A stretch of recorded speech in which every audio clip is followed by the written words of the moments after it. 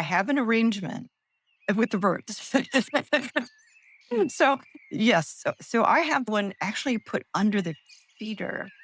When you do that, it's so beautiful because you're hearing this.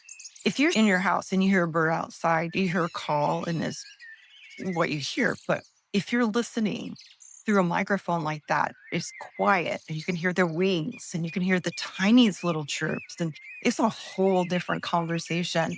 And to listen to that, it's so beautiful because when we shoot stills, that's not part of the experience. When you shoot video, that it is. And I think that's one of the things I fell in love with too. If you hear the baby birds chattering, that's beautiful. Those are really intimate, gorgeous things I love to hear. Greetings and welcome back to the show. If you ever found yourself completely fascinated watching a pink spoonbill, or you never heard what birds actually sound like up close, not just calls but conversations, you're in the right place. I'm Tom Jacob and this is the Camera Cafe Show. Today, folks, we are joined by Nikon Ambassador Deborah Sandidge, a photographer who shoots everything from long exposures, infrared landscapes, and the vibrant, ever-changing world of wildlife. We dive into how her journey evolved from darkroom to becoming a Nikon ambassador, embracing the latest technology, and how curiosity and experimentation have always been the center of her work. We talk about workshops, books, photographing birds, capturing moments that some of us would miss, and how video, especially slow motion function, now has changed the way she sees and tells amazing wildlife stories. And along the way, of course, we have some good laughs. We talk about bears showing up in the garden and how photography can open new creative doors for beginners or pros decades behind the camera. Grab your coffee and let's get into it with the wonderful Deborah Sandidge. Good afternoon, Deborah, there in Florida. How was your day today? Very good. Thank you. How about yourself?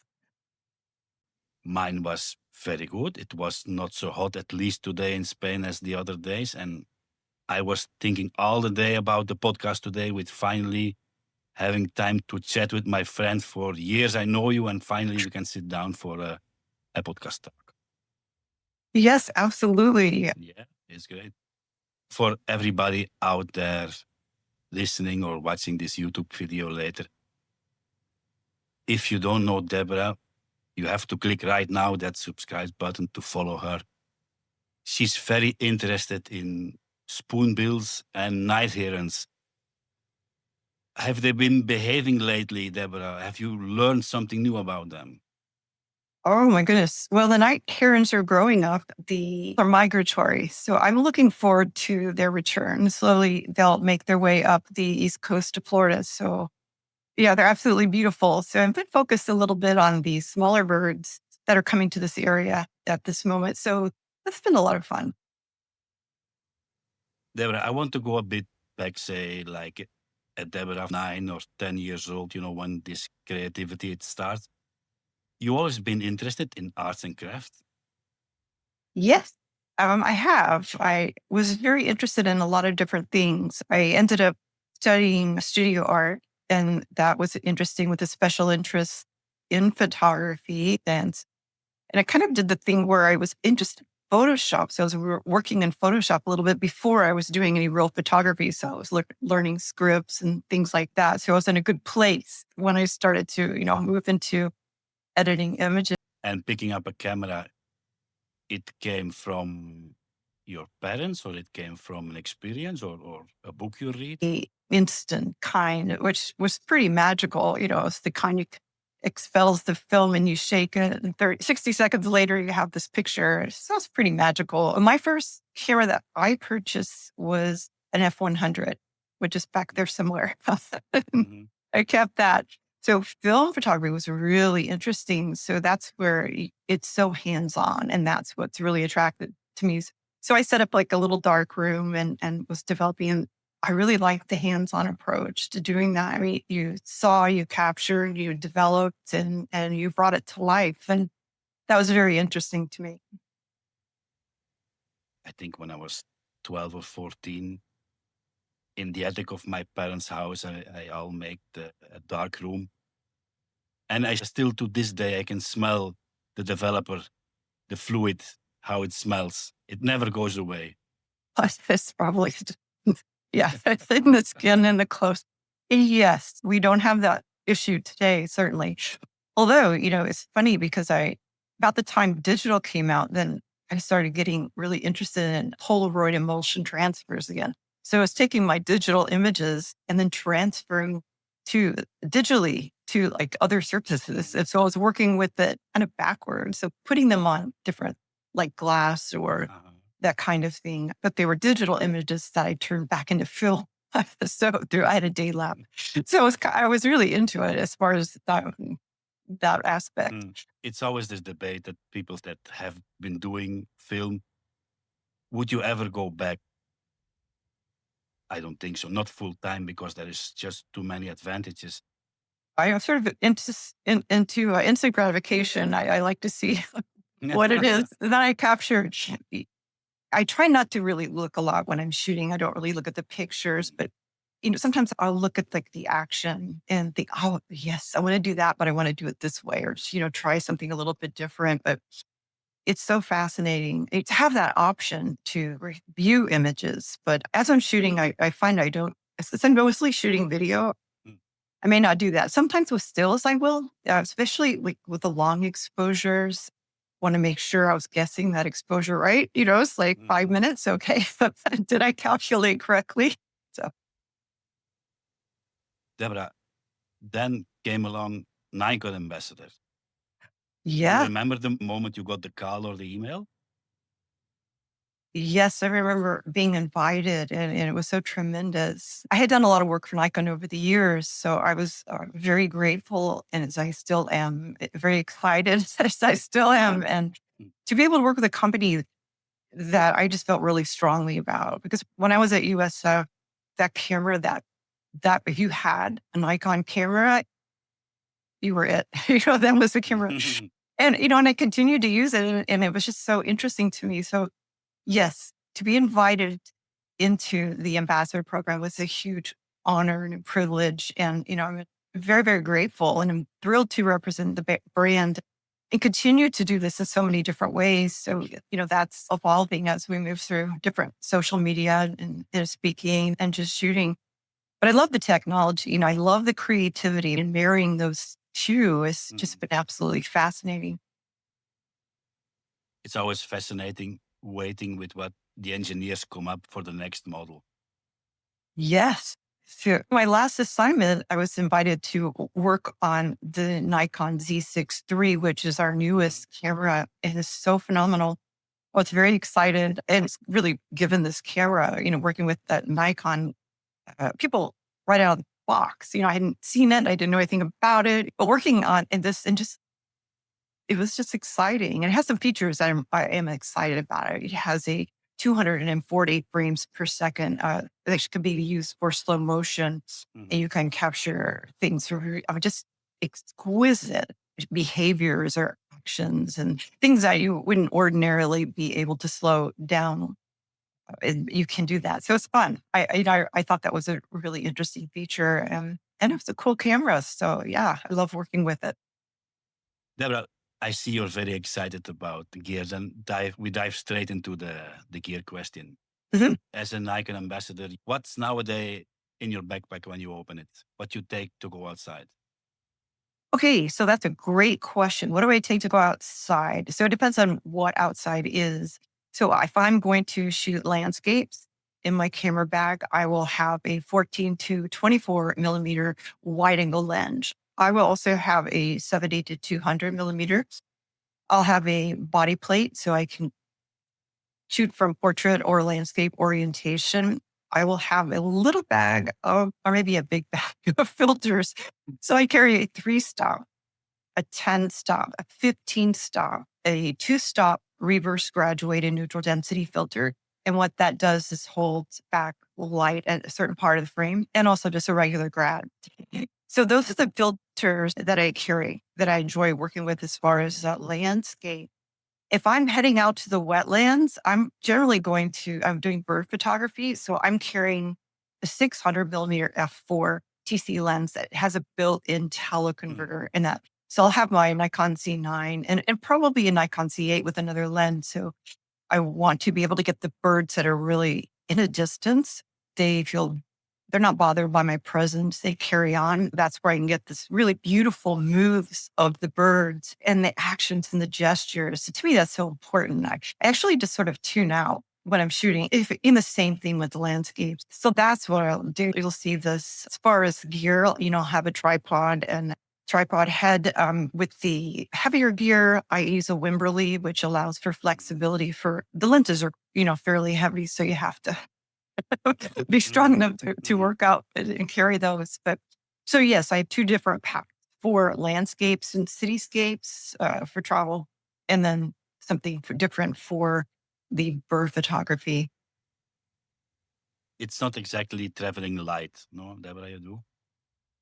Um, if yeah. So what you carry is what you're going to be, carrying through. So I do have to think about that.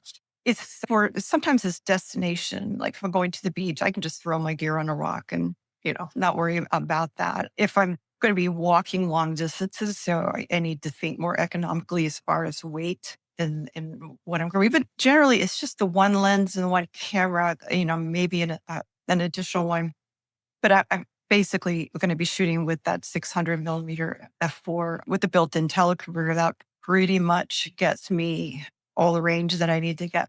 I don't have the 600 millimeter, so you can hand hold it or you have it on a tripod. Yes, you can hand hold it, as with some of the 800 millimeter. It's a lot lighter. This 600 millimeter, because it has the built-in teleconverter, so you're reaching at 840 millimeters. It's a heftier camera. You can hand hold. I've hand held it, and a lot of people just do that exclusively. But you have to be used to it. You have to understand the dynamics of the weight and be able to shift, that weight, and so it's balanced. I like to use the tripod in a Wimberley gimbal. So the gimbal will have that entire flexibility on how I need to shoot. I've even shot birds in flight with it. So, but I can hold that. It's not a problem. But I make sure that I can do it. So I do make sure I stay healthy and eat right and be able to do that.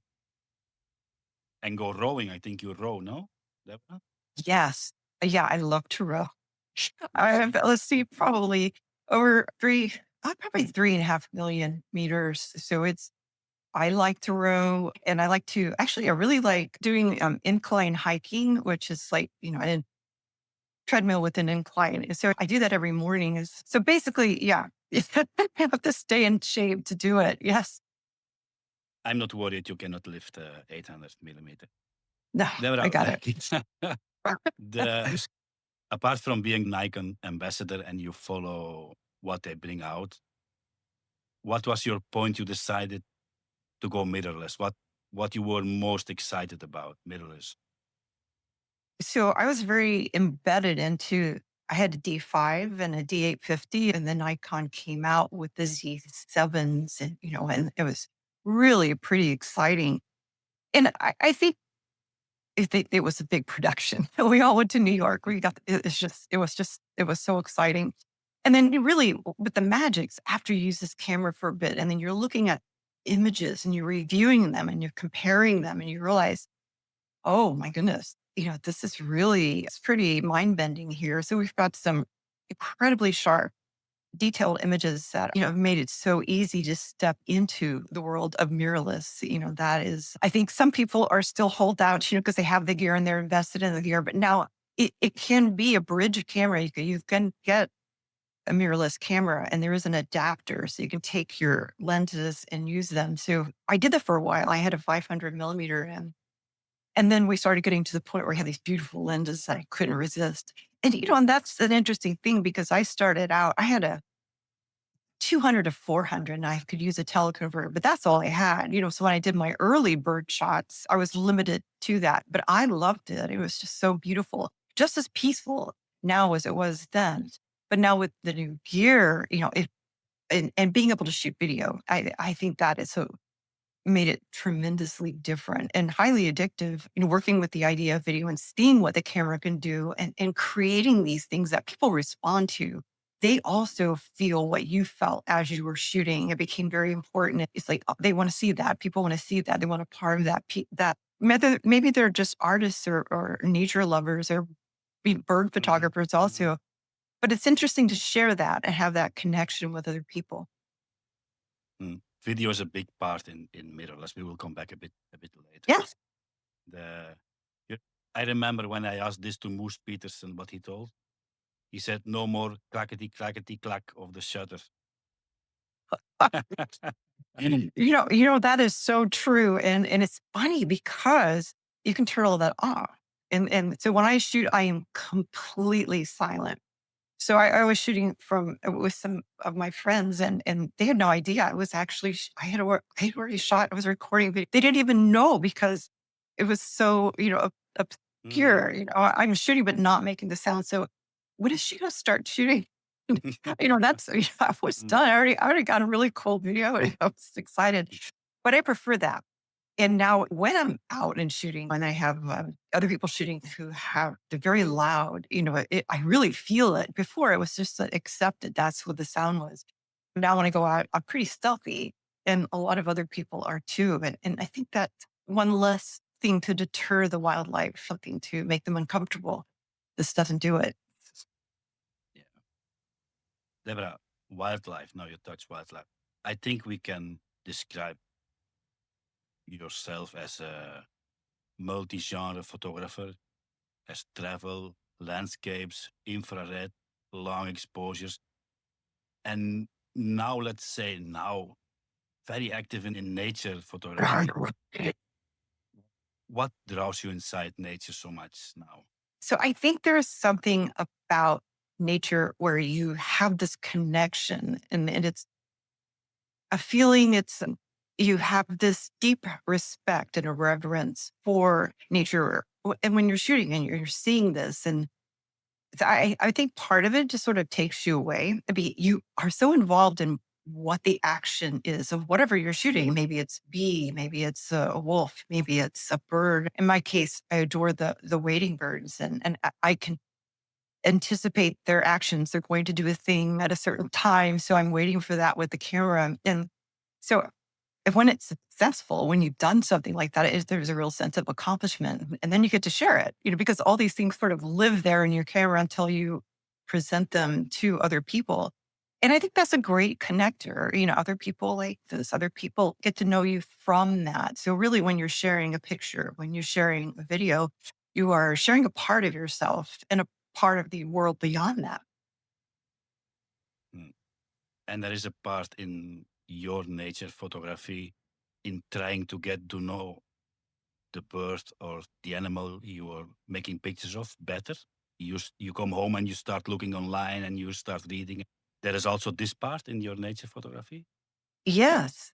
So I think that's an interesting thing. So there's always a new bird or something, a new behavior or something I didn't realize.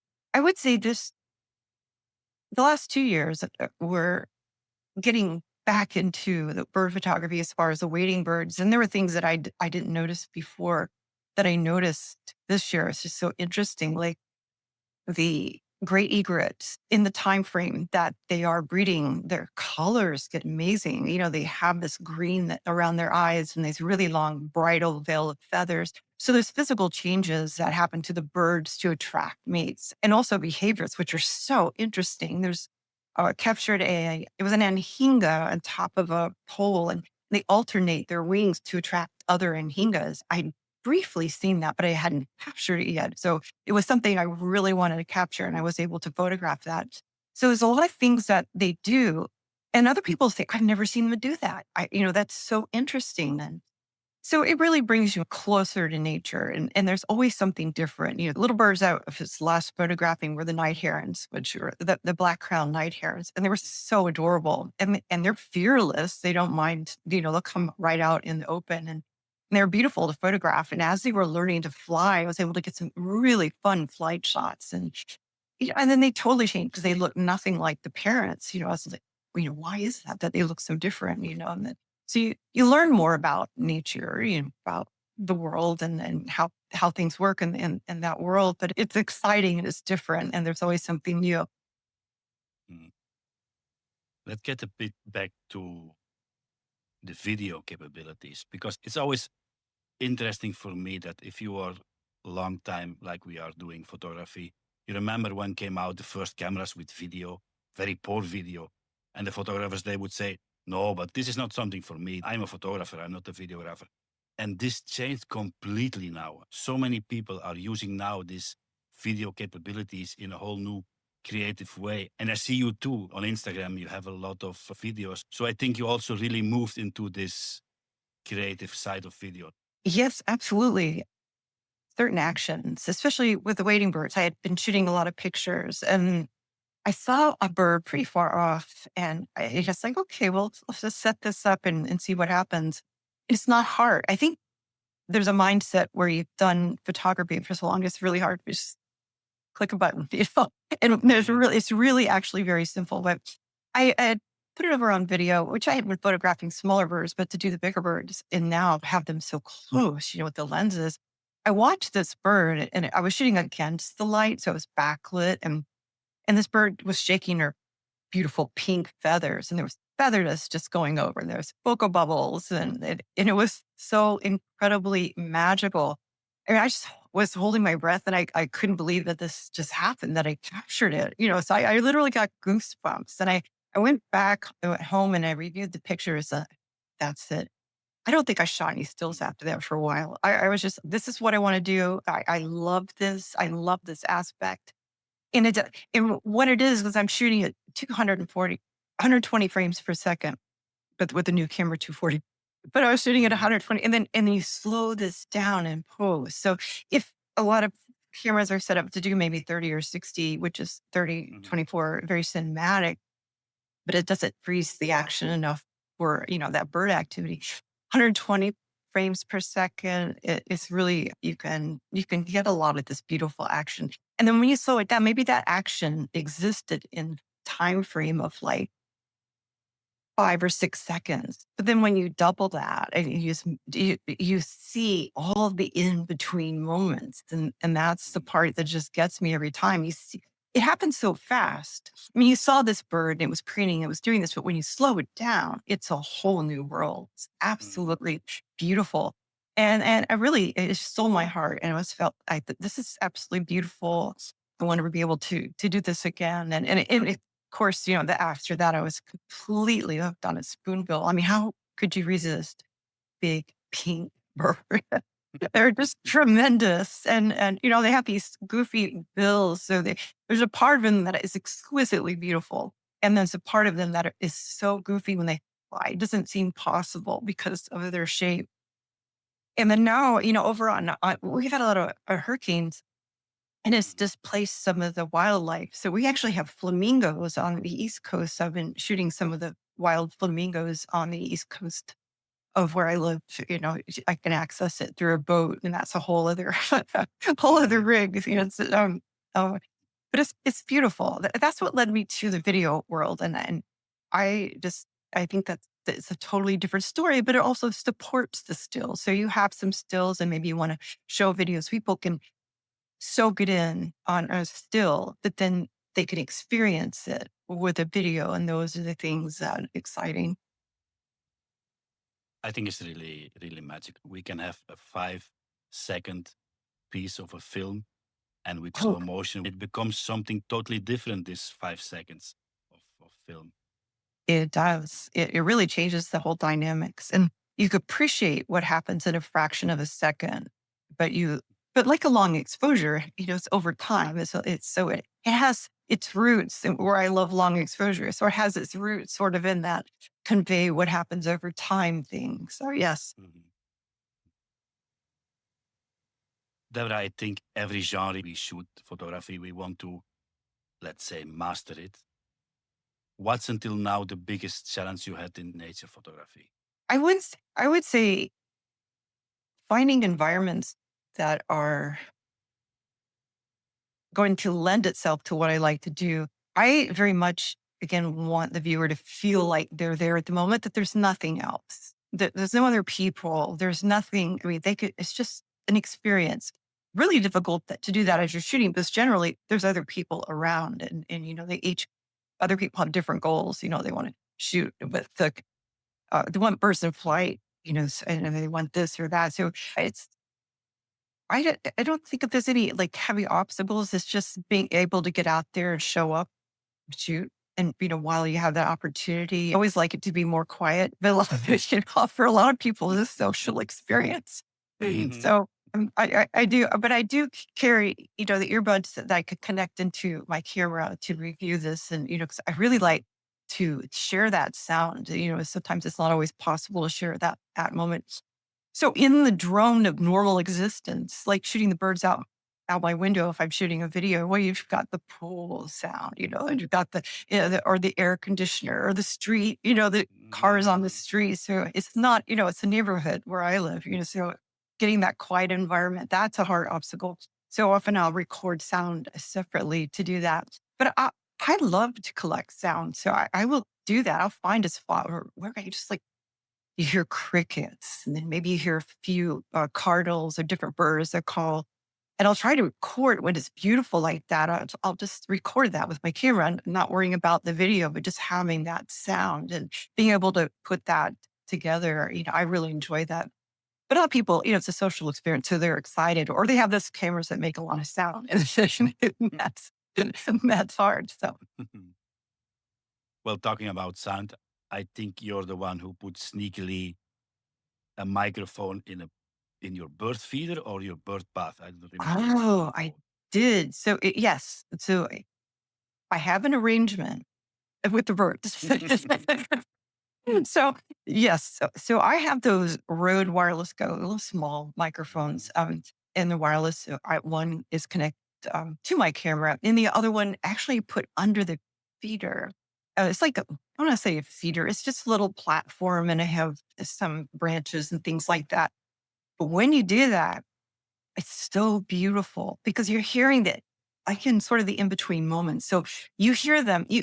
If you're in your house and you hear a bird outside, you hear a call, and is what you hear. But if you're listening through a microphone like that, there's a conversation between another bird. It's quiet, and you can hear their wings, and you can hear the tiniest little chirps, and it's a whole different conversation. And to listen to that, it's so beautiful. So I can do this more in I would say winter, be that as it may in Florida, but in the cooler months where I Mhm. can, have a little bit more quiet and super early in the morning when they come, and it's to be invited into that world is just so beautiful and so magnificent, and to hear this because when we shoot stills or even that's not part of the experience. When you shoot video, that it is, and I think that's one of the things I fell in love with too is that well-rounded experience of hearing what is going on at the same time. If you get the call of a woodpecker, or if you hear the baby birds chattering, that's beautiful. Those are really intimate, gorgeous things I love to hear. Mm. I almost imagine you at night when you go to sleep, you put your AirPods in and you have the sound of the crickets to fall asleep. Yes, I tell you, by the time I fall asleep, yeah, I don't hear a thing. It's just early days, getting up and going and shooting. So when it happens that the spoonbills return to this area, which generally in March they come back, but I start going out earlier. So I usually start because it's different birds that come to different areas. Migratory birds. We had hooded mergansers that come, and they're so beautiful. I had a blast with these. This was in December. They came to it wasn't a glorious area. It was like a retention pond. It wasn't like some magnificent place or park or something. And I set up the camera and was shooting, but it's almost at night. So that's where the low light capabilities of a camera really, really come in. And there were reflections that were happening from buildings and from passing cars. And of course, the birds couldn't see it, but I could from my angle. So I'm shooting 20 frames per second, and the colors are just like kaleidoscope on top of the water. And then there's a Mhm. bird. So you're not just shooting a bird, you're shooting all these magnificent reflections. And I was shooting video, and I had stopped when I saw that. I thought, wait, what just happened? There was so many. How could the colors change that fast? Red car, blue car, green car. So as the reflections were cast on the water, I was able to capture this. that was such a blast. So I continued to try to do that. But again, it was one of those perfect storms of the water level needed to be high. The light needed to be sort of diffused. So it wasn't super harsh in one area or wouldn't get those beautiful reflections. But I did that over and over and I got all kinds of crazy pictures of a duck and they're mergansers, they're hooded mergansers, but they're beautiful. And they're fascinating to watch. I'd never seen birds like that before. So there's all kinds of environments and things that happen that are so interesting to draw you in. If you're just in the right place at the right moment, and you have your camera, of course, with you. Yes. Yes. Mhm. So also a friend told me this. She said that you've got to shoot video. You have to do this, and that's the nice thing about photographers is like they're always texting each other, say, hey, we've got this situation. There's birds here. You need to come here, come over here. We'll shoot this. And so everybody's connecting with everybody because everybody wants everybody else to succeed. And that's what I've Mhm. really found Mhm. in photography and the bird world. And answer questions, you volunteer. So it's a beautiful community. And I wouldn't have found out about the birds had my friend not mentioned them. So Deborah, let's talk a moment about something else I really enjoy seeing your pictures is the long exposure ones. I remember the scenes from the beach with, I think, lifeguard houses standing yeah. with all these fluffy, long streak clouds. Talk me quick a bit through what is your process there to capture them? Well, those are fun. That is down in Miami Beach. I've shot there many, many times. That's a fun, target rich place to shoot because there's so many different things.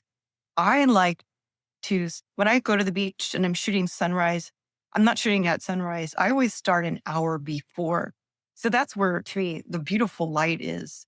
So I had framed up one of the lifeguard stands and it was pitch dark, but I had my tripod, I had a cable release, and I knew from experience with the clouds and being that dark, it was going to probably be about a 4 minute, 5 minute exposure time, to set that up. So I didn't need any filters because it was totally dark. I also noted that the lifeguard tower was illuminated from the city lights behind me. So that light was falling. So over time, there will be enough light gathered on the lifeguard tower, plus the illumination of the impending sunrise. So we've got sort of the blue hour. If you saw that photo, there's the blue at the horizon line, but yet we had these amazing pink clouds that were in the sky. So the idea was that to illustrate what happens over time, and so shooting that, getting prepared for that shot, and my history with long exposure, I felt comfortable to that that was going to work out. And again, this is where you always double check with, yeah, when you see the back of the viewfinder because you don't know you're shooting. You're shooting for 4 or 5 minutes, and a lot of my long exposures live in that realm.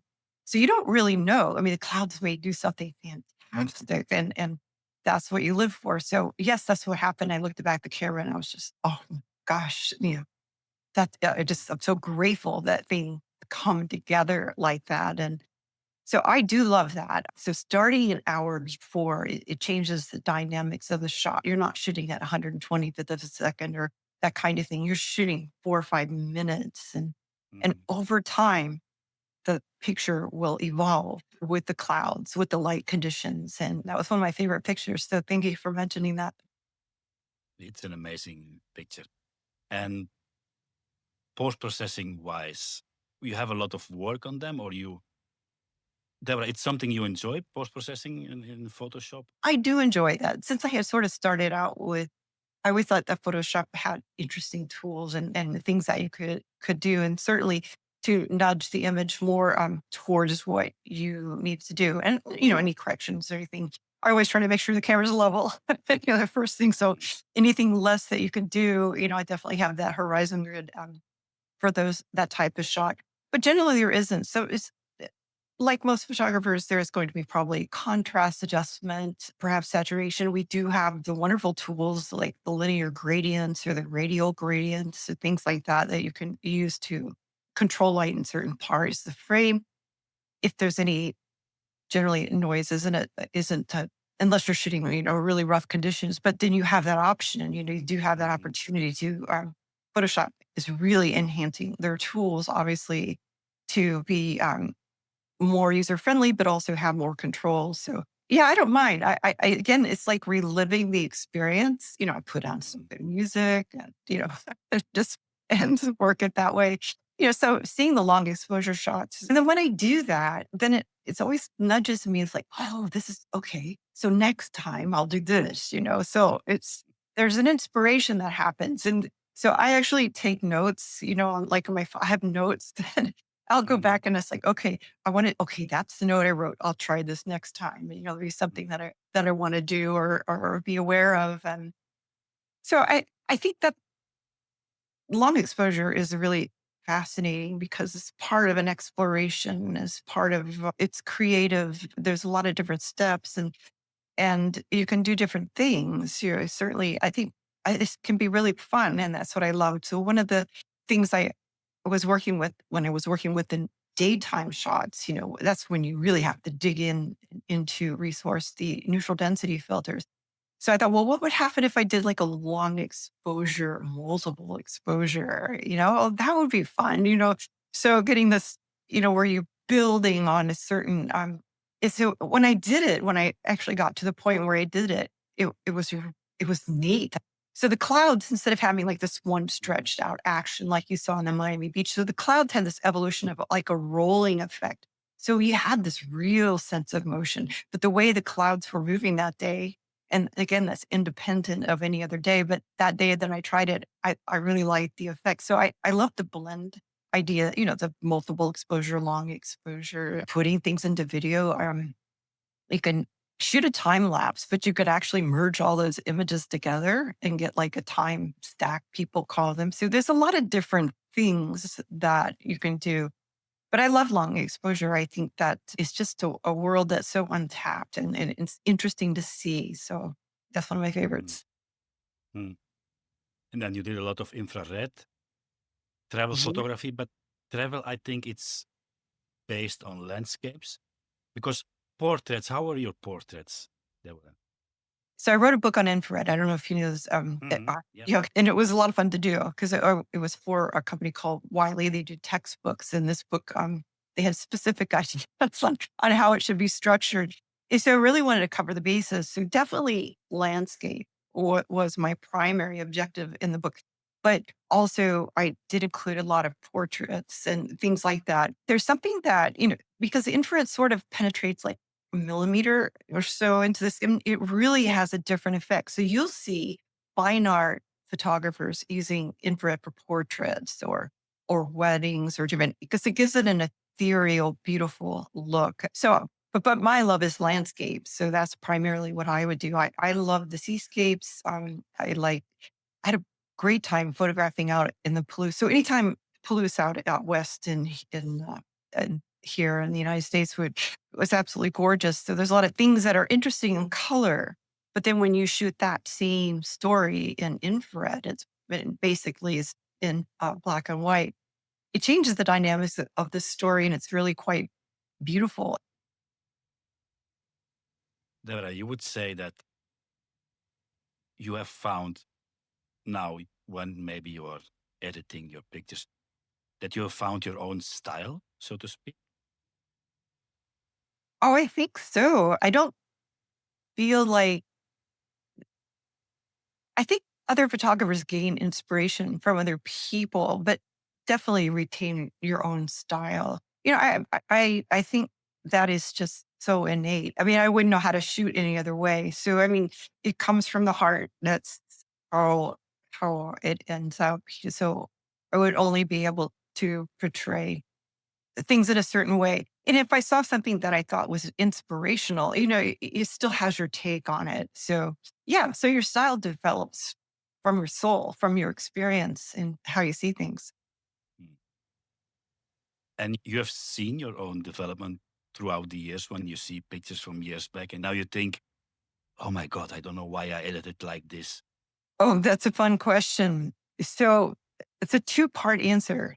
So, I was looking, I think it's a bird photograph. It actually was one of the first photos that I had put out, and it ended up that's one of the things that Nikon noticed. They loved that picture, and I still really connect to that picture. I wouldn't have shot it any other way, and it was just I really had thought about how the approach was to it. And I still love that. That is great. Then we get back to the world of like the fuzzy HDR pictures that you want to tear your house. Like, why were we doing this? It was so, it really it took all the shadows out. They were so hyper. So yeah, I think we all did that because we were super drawn to it. It was like a Mhm. thing, we all did it. And then we look back and what were we thinking? To do a proper HDR, I mean, there's a good way and a bad way, but the Mhm. bad way was really so attractive back. There are any new techniques or genres of photography you're exploring now? Well, I'm really intrigued because of working with the Nikon Z6III. It had the 240 frames per second capability, which is Mhm. twice what I'm used to with my Z8 and 9. I was really, really intrigued by that. And I have a lot of things that I want to turn into opportunities to do with that particular camera because a lot of things went super slow motion. So that to me is, I'm really excited about going in that direction. So I like to, I don't know, I just, I kind of follow my intuition. There's things that I'll do. And then I think, oh, but if I did this or, dug in deeper, I shot this woodpecker out the window. You see a whole picture of a woodpecker, a whole bird. They're beautiful. This one was quite Mhm. large. So I'm zooming in, it gets getting really tight, but I wanted to even go tighter. I was afraid it's going to fly away. I'm already shooting video. You have in the Nikon cameras, you have this DX crop mode, which gets you like Mhm. literally insanely close.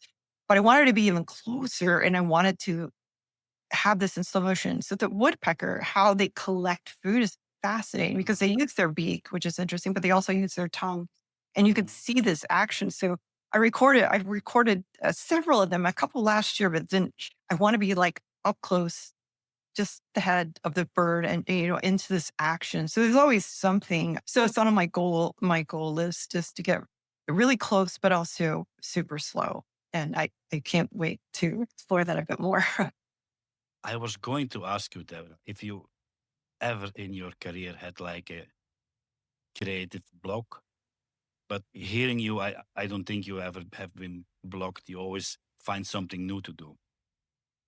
I think that you can get stuck in certain when there's not enough activity, like towards the end of this birding season, I was really wanting to photograph birds, but there's a point where they just leave, and you're Mhm. down to your last wood stork or something.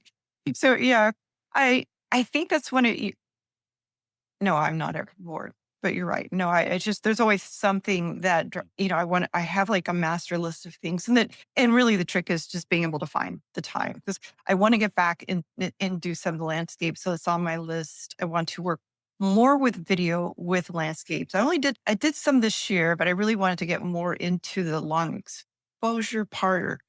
I adore time lapse. Anytime I can do that. So just really, I need more depth. That is what I need more time. So Deborah, apart from photography, you also do workshops, seminars. You wrote a book, as you told. You write for magazines. You think having the ability of making a good picture and having a way with words opens a bit more doors to have both of these capabilities? I believe so. I would say absolutely yes. So working, writing a book, that was huge. So there's a lot of things, that back years ago when I did that, a lot of doors open, but being able to talk about your work, and I think that's essential for any photographer. Doing work, but being able to talk about it is really important. So that's how other people learn. So writing a book, that was a huge calling card for the future. Definitely was able to do that. Uh, when I did the first article, it was actually written by someone else, but being able to communicate with that person, explain what I was doing, and having that, and then writing articles. Yes, it's just absolutely a big part of communication. So I would say that it's really important if you can speak about your work. I mean, that's where it's at. You can be a good photographer, but really being able to market, being able to speak about your work is also very important. So you also enjoyed the writing part? I do. Actually, I got so into the photography part because I wanted to do the videos. It's really it's hard to juggle. I would say it's really hard to juggle everything. So writing is super important. So that is part of what I do and part of my job basically. So anytime you do something like a social media post, I mean, that involves discussing what you did, how you did it, how someone else can do it. And you're really, giving a really short story on how this image came to exist and why you might want to try this idea too. So there's the writing part is essential. Absolutely. Let's say years from now, Deborah, what you want to achieve with your photography, or how do you want people get impacted by the pictures you made? I would say that it's really important to be able to reach other people and show them and illustrate ideas, conceptually, the things that photography is changing so incredibly dramatically fast and how we give information, exchange information is also light speed. So I would say just staying with the times, being ahead of it, like this whole AI thing.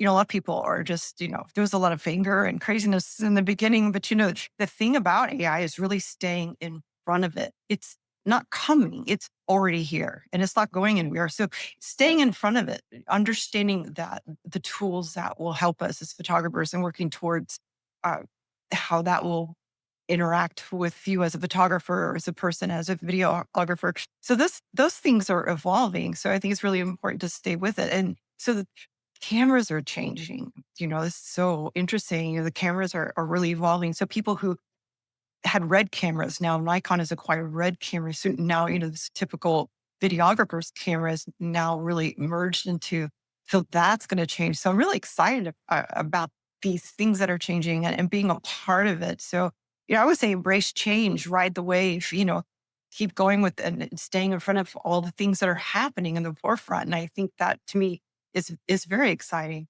To close off, Deborah, sell me the Z6III, please. Sell you the Give it Z6. your give it the best shot that I buy tomorrow. So you'll be experiencing a camera that has phenomenal low light capabilities. So if you're like me and you want to shoot when it's almost dark, whether it be night or just beginning of morning, it has super low light capabilities that make it exceptional. So that's different from some of the other cameras that we have now. It has the video capabilities of a lot of what's it has the DNA of the Nikon Z8 and the Z9 as far as, the video part. So that's phenomenal. So anybody who's reaching into a camera and wants to work with the video aspect will have those features. You will also have that 240 frames per second. And that's at 1080. So you'll be able to just work with this. It's not hard. I think there's really only three basic things to remember about video. So everybody should step into that world. So it's a very desirable camera. And I think it reaches a market that is very accessible to everyone. So yes, especially for the 240 frames per second. Deborah, it's been an amazing talk. I see we are already talking for 1 hour, and I think we can go on 1 hour more about many different things. But I will keep it for next year, and we will do an update talk. Absolutely. Thank you very much for joining us here on the podcast tonight, and it's been an honor for me to finally talk to you. Well, it's been a pleasure and honor. And thank you so much for your time and your thoughtful questions. And I'm grateful to have a part. Thanks so much. Have a nice day still there, and we keep in touch, and I see you later. All right. Thank you so much. Okay. Thank you. Bye. Bye. Bye. And that was my conversation with Deborah Sandidge, folks. What makes nature photography so special is not just the beauty of what you see, but the connection you build with the world around you when you slow down. If you want to know more about Deborah's work, you can find everything back in the show notes. And you can listen to all our episodes and many more on our podcast channel. And if you enjoyed our talk today, hear the stories, and maybe had a few laughs along the way, subscribe, leave a comment, and let us know what part stayed with you the most. Thanks for watching, and I'll see you next week here on the channel, where photography brews hotter than coffee. Adios.